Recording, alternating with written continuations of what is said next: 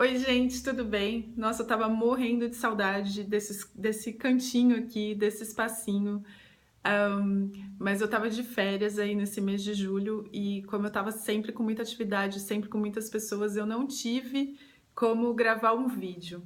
Mas de qualquer forma, as lições, né, as reflexões, o sentimento, a autoobservação, a análise nunca cessa.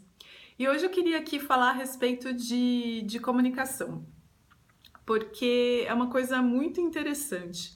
Recentemente eu passei por um processo aí em que eu fiz uma tentativa de comunicação com um grupo de pessoas. E foi tão interessante para mim, está sendo ainda até hoje, né? A maneira como as pessoas recebem aquilo que você tenta expressar. Tenta expressar porque, né? O Curso em Milagres diz que as palavras estão duas vezes distantes da realidade. Por quê? Porque a realidade é uma coisa, aí eu tento conceber isso na minha mente de acordo com as minhas crenças, de acordo com aquilo que eu acredito, de acordo com a minha experiência, eu tento conceber isso num conceito fechado. E aí, a partir daí, eu tento transformar isso em palavras, ou seja, a realidade é uma coisa, o que eu tentei conceber é outra, e o que foi transmitido em palavras é outra coisa. Então, ela está duas vezes distante da realidade, do que realmente é.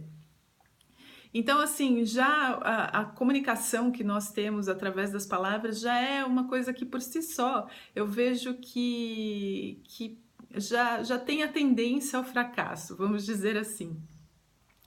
E aí que eu percebo que é tão interessante porque a mesma mensagem para tantas pessoas e as reações são tão diferentes.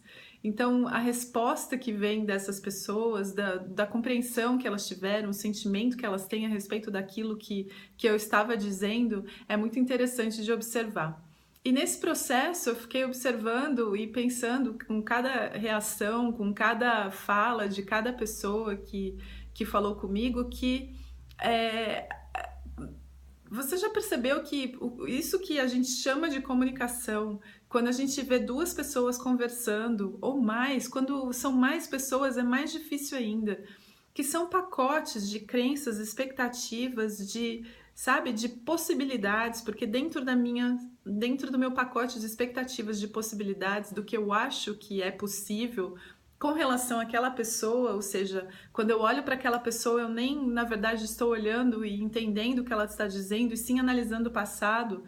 E isso às vezes, é assim, falar assim, ó, eu olho para aquela pessoa e vejo o passado, não estou falando só no sentido de mágoa, de que eu olho para uma pessoa, sinto mágoa, eu lembro do que ela me fez de ruim, e eu acabo ficando com aquele sentimento, então tudo que ela fala para mim não é bom. Não é só isso, e tem também aquela expectativa com relação às coisas boas, né? De que, toda vez que eu vejo aquela pessoa eu fico já alegre porque eu tenho certeza que ela vai me recepcionar da maneira X, Y, Z.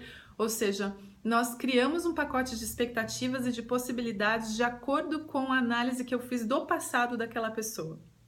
E isso por si só é muito insano, porque eu não sei vocês, mas eu vivo mudando de ideia, vivo, sabe? Às vezes vem um aprendizado durante algum estudo e eu falo, puxa, tudo aquilo que eu pensava antes não tem nada a ver. Então, assim, diante da vida, eu sempre me coloco na posição de que eu não sei nada. E isso é bom, eu acho muito bom que eu não saiba nada, porque se eu soubesse e tivesse vivendo aí nessa loucura, nessas idas e vindas, né, altos e baixos aí, então estaria muito complicado. Se eu não tivesse mais nada para aprender, eu acho que a vida seria pouquinho mais estável.